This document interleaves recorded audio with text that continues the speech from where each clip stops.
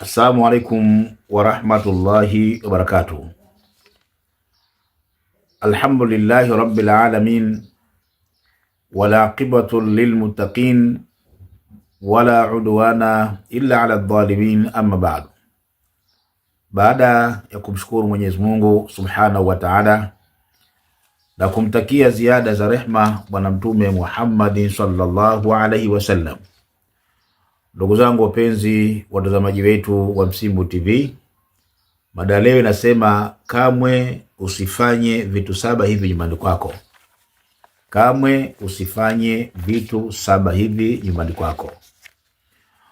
Kwa nini leo tumeleta mada hii na tumeleta maudhui hii?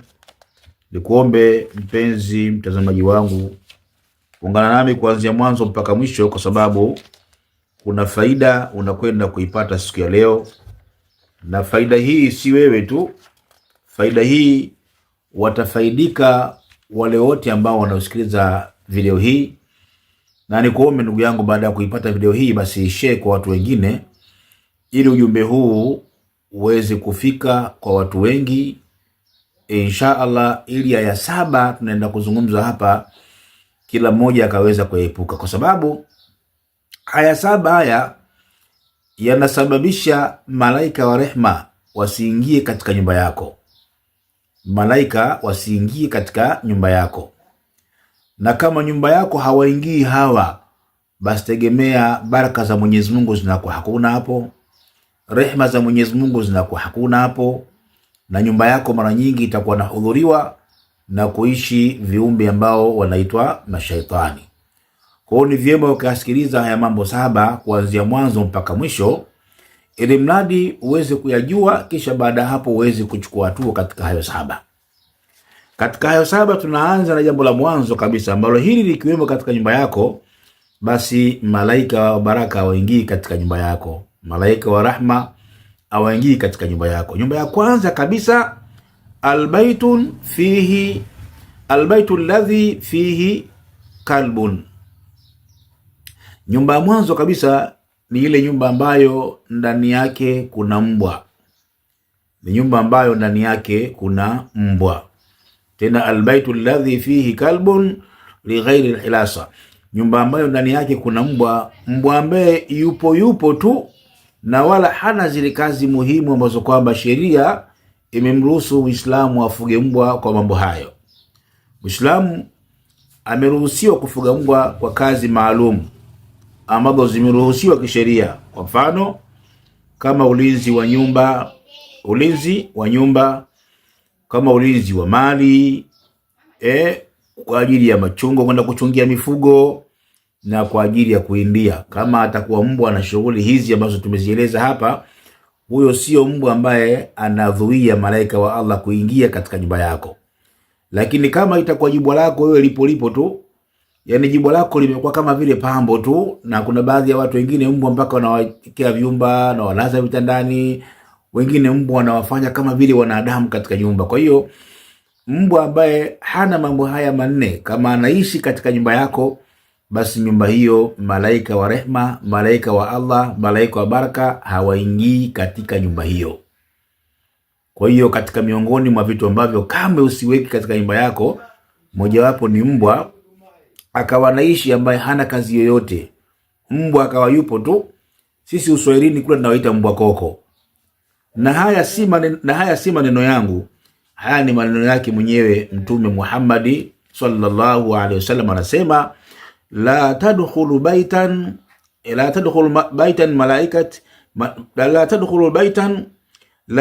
almalaikatu baitan, malaika hawaingii katika nyumba ambayo fihi kalbun, ndani yake ina mbwa. Kwa hiyo nyumba ambayo ndani yake ina mbwa, malaika wa Allah subhanahu wa ta'ala nyumba kama hiyo hawaingii. Kwa jambo la mwanzo kabisa ambalo tumesema kamwe katika miongoni mwa vitu saba hivi sio katika nyumba yako, basi mojawapo nyumba kama itakuwa ndani yake kuna mbwa, hiyo ni nyumba yako. Hilo jambo la kwanza, vitu cha kwanza ambacho hakifai kuwepo katika nyumba yako. Cha pili, albaytu fihi tamathir.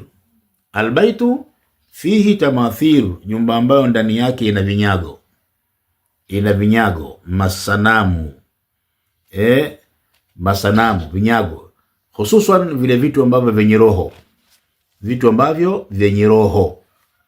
Kwa mfano masanamu ya mnyama, masanamu ya ndege, masanamu ya mwanadamu na kadhalika. Yote hivi haviruhusiwi kuwepo katika nyumba ya Muislamu. Vikiwepo hivi tu hivi, basi vinawazuia malaika wa rahma wasiingie katika nyumba yako, wasiingie katika nyumba yako. Na haya si maneno yangu, haya ni maneno yake Bwana Mtume Muhammad sallallahu alaihi wasallam aliposema, la tadkhulul malaikatu baitan fihi kalbun wala tamathir, kwamba hawaingii malaika, au malaika hawaingii katika nyumba ambayo ndani yake ina mbwa na ina midori, vinyago hivyo. Hawaingii malaika wa Allah subhanahu wa ta'ala, isipokuwa wanawachuoni wamejuzisha kwamba kama ni midori ile ambayo ipo kwa ajili ya kuchezea watoto, hiyo haina shida katika nyumba. Midori ile ambayo watoto wanachezea haina shida katika nyumba. Lakini ile midori ambayo imeweka kama pambo katika nyumba yenu, aidha mdoli wa mnyama, na hii midoli hata likiwa nusu kipande, mfano labda doli la twiga lakini liko nusu, ama doli la mwanadamu lakini liko nusu, doli hata likiwa kipande, malaika wa Allah subhanahu wa ta'ala nyumba kama hiyo hawaingii. Kama kitu hiki katika nyumba yako kipo, basi haraka sana nenda kakitoe, ili baraka za Mwenyezi Mungu, khairi za Mwenyezi Mungu ziweze kuingia katika nyumba yako. Hiyo ni jambo la pili, au hicho ni kitu cha pili. Kabla sijaendelea kitu cha tatu hapa, ningependa niwakumbushe wale wapenda kheri wote katika channel yetu ya Msimbo TV, tukiwa tunaendelea bado na harambee yetu kwa ajili ya kupata kamera ambayo tunahitaji, inauzwa 1,800,000. Tena hiyo ni bei ya mtumba. Tunataka tuboreshe vipindi vyetu, tufanye vijuu zaidi. Channel yetu inaiona sasa hivi imeshakuwa kubwa, tena sio ndogo. Kwa hiyo bado vifaa vyetu viko duni sana. Kwa hiyo tunaomba mpenda kheri yoyote ama wapenda kheri kuweza kulisaidia jambo hili, tuweze kupata vifaa hivyo. Tunakusudia tuzilete zile hutuba za Ijumaa katika ubora mzuri. Mnaziona hutuba tunazirusha, lakini ubora wake sio mzuri sana. Kwa hiyo kila mpenda kheri ambaye anapenda kheri basi anaweza akafanya, na namba zetu tunaziona hapo kwenye mkanda zinapita hapo. Ya mwanzo hiyo ni Airtel 0788905151, na hii ya pili huko ni Yasi ya Matigo ni 0773110001. Una uwezo kutoa 100,000, una uwezo 20,000, una uwezo 30, kile ambacho Mwenyezi Mungu amekujalia. Na bahati nzuri kwamba kila anayetoa basi tunamuandika katika daftari maalum, kwa sababu ile siku unatoa unafanywa dua. Lakini istoshe ile siku ambayo zoezi hili likija kukamilika, basi watu hawa wana dua yao maalum. Tunakusudia tupate la mnyama, tushinje mnyama kwa ajili yao, kwa wao kulifanya jambo hili kwa wake Mwenyezi Mungu Subhanahu wa Ta'ala. Kwa hiyo shida yetu ni hiyo, kilio chetu ni hicho. Wapenda kheri wapo, na imani kwa Allah Subhanahu wa Ta'ala jambo hili litakamilika kwa wakati biidhnillah Ta'ala. Twende katika mada yetu sasa. Tumeishia katika kitu cha pili ambacho hiki kisiwepo katika nyumba yako. Tumesema nini? Atamathir, kwa maana masanamu yasiwepo katika nyumba yako. Cha tatu, tunaendelea cha tatu, albaitu fihi tasawil, nyumba ambayo ndani yake ina mapicha. Nyumba ambayo ndani yake ina mapicha. Ya Muislamu, jihadhari sana kuweka mapicha ambayo hayana mpango wote katika nyumba yako. Nyumba ikiwa na picha, na nyumba ambayo malaika hawaingii, sio kila picha ambayo wewe picha, hapana. Lazima picha hiyo iwe na sifa mbili. Sifa ya kwanza iwe picha kamili, yani imetimia. Mfano kama picha ya mtu, basi mtu kamili katimia. Lakini sifa ya pili, picha hiyo iwe imening'inizwa. Mfano mtu amebandika ukutani au ameweka kwenye kabati yake amening'iniza. Ikiwa na sifa hizi mbili, basi malaika wa Allah hawaingii katika nyumba hiyo. Ila kama picha zako umepiga, umeweka ndani ya albamu, hazining'inizwa, ukawa mwenyewe ukipenda unaziangalia, picha hizo hazizuii malaika wa Allah kuingia katika nyumba yako. Malaika wa Allah inazuia zile picha ambazo ndani yake zimening'inizwa. Yani umechukua picha zako, aidha umebandika ukutani, au umechukua frame umeziweka afu kaning'iniza ukutani, au umeweka kwenye juu ya kabati, si umeweka wapi, lakini imening'inizwa, basi hiyo malaika wa Allah Subhanahu wa Ta'ala nyumba kama hiyo hawaingii. Lakini picha ambazo zimewekwa ndani ya albamu, zile mtu anapita anaangalia mwenyewe, hizo hazina shida na wala hazizuii malaika wa Allah kuingia. Kwa hiyo kitu cha tatu ambacho hichi kinazuia malaika wasiingie katika nyumba ni kuweka mapicha. Picha zikiwa zinaning'inia katika nyumba yako. Narudia kuzieleza jambo la kwanza mpaka la tatu. Kwanza tumesema jambo la kwanza, nyumba ambayo ina mbwa ambaye yupo, si wa kuchunga, si wa kufugia, yupo tu, huyu malaika waingii. Cha pili tumesema masanamu ukiweka katika nyumba yako, malaika wa Allah hawaingii katika nyumba hiyo. Cha tatu ndio hiki tumesema tasawil, bi maana mtu akaweka mapicha katika nyumba yake, kama vile baadhi ya watu chukua kalenda, zile kalenda ndani yake zina mapicha.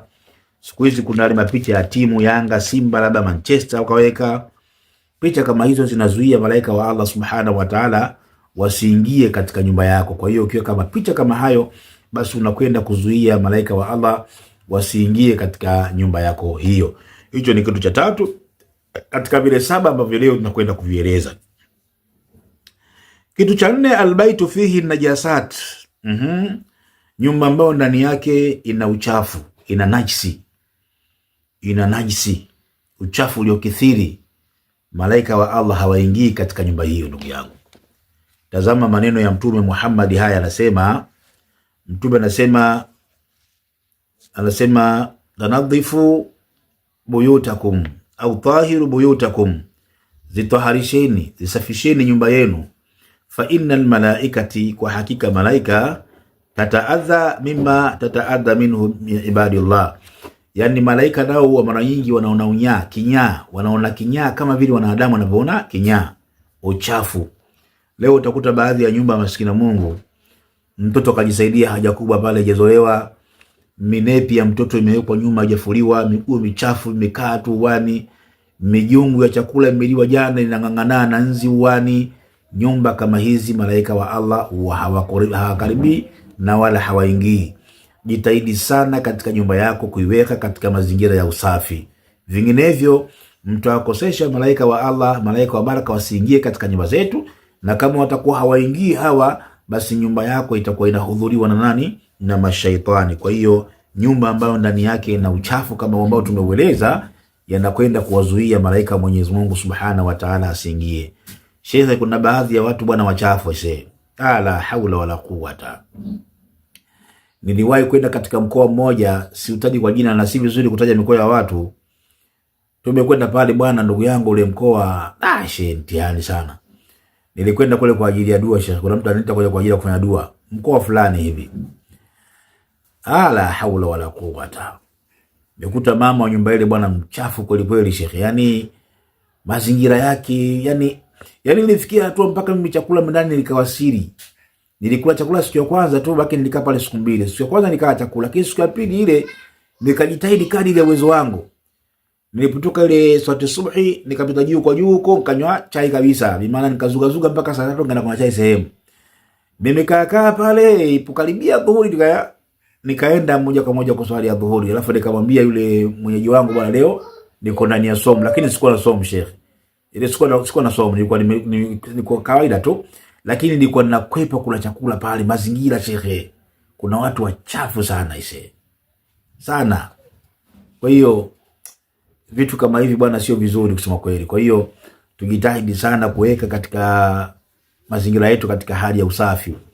Mtume anasema safisheni nyumba zenu, kwa sababu malaika nao wanaona udhia kama vile nyinyi wanadamu mnapoona udhia kwa uchafu, na malaika nao ni hivyo hivyo. Kwa hiyo hili hapa ni jambo la 4, katika yale ambayo tunakwenda kueleza siku ya leo katika yale 7 biidhnillah taala. Cha 5, nyumba ambayo haingii malaika. Kitu ambacho epuka kuweka katika nyumba yako, au kisiwepo katika nyumba yako, au usifanye katika nyumba yako. Mtume anasema albaitu la yaqra'u fihi alquran, nyumba ambayo ndani yake haisomi Qur'an. Nyumba kama haisomi Qur'ani inakuwa mfano wa kaburi, inakuwa mfano wa makaburi, inakuwa mfano wa nyumba iliyohamwa. Ni mbaya sana Muislamu nyumba yako ikawa haisomi Qur'ani. Sheikh, ni hatari sana. Jitahidi kadiri ya uwezo wako nyumba yako iwe inasomwa mara kwa mara Qur'ani, kwa sababu ikiwa inasomwa mara kwa mara Qur'ani, basi malaika wa Allah wanaipenda nyumba kama hiyo, wanaipenda nyumba kama hiyo. Kwa hiyo tujitahidi sana katika hilo, kusoma Qur'ani katika nyumba zetu, kusoma Qur'ani katika nyumba zetu. Nikirudi hapa katika nyumba hii yenye uchafu, nijazie kitu kimoja hapa nilikisahau katika hadithi ya Mtume. Mtume anasema innal malaikat la tadkhulu baitan fihi baulu munqati. Mtume anasema malaika hawaingii katika nyumba ambayo ndani yake ina uchafu wa mkojo, yani ile mkojo ambayo imeenea katika sehemu mbalimbali. Kuna baadhi ya watu wengine hata usiku wakaenda kujisaidia nje, huwa hawaendi chooni. Mtu anatoka tu wani kwenye ukuta, mtu anamwaga kojo lake, anatoka si pembeni kidogo, mtu kanijisaidia. Nyumba kama hiyo malaika wa Allah hawaingii. Nikasema jambo lingine ni nyumba ambayo haisomwi ndani yake Qur'ani. Malaika Mwenyezi Mungu Subhanahu wa Ta'ala hawakaribii na wala hawaingii katika nyumba mfano kama hiyo. Na hiyo ni jambo la 6 katika yale 7 ambayo leo tunakwenda kuyazungumza, ambayo leo tunakwenda kuyaeleza biidhnillah Ta'ala, ambayo haya yakiwepo malaika wa Allah hawaingii. Jambo la 7 la mwisho, albaitu fihi